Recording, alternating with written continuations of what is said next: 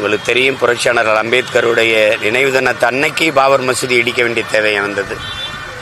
தாழ்த்தப்பட்ட மக்கள் எழுச்சி உறுகிற அந்த எழுச்சி நாளை சிதைக்கணும். அதை வேற நோக்கம் இருக்குது.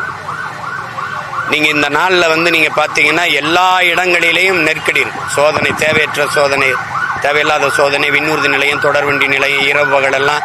அப்போ என்னென்னா மக்களின் நடமாட்டத்தை குறைக்கணும், வெறும் எழுச்சியில் குவிவதை குறைக்கணும், தடுக்கணும். அதை தவிர வேற நோக்கம் என்ன இருக்குது?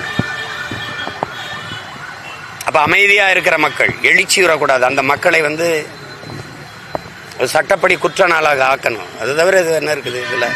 அதே மாதிரி ஒரு வேலையை தான் இது பார்க்குறது. தேவையற்றது இது.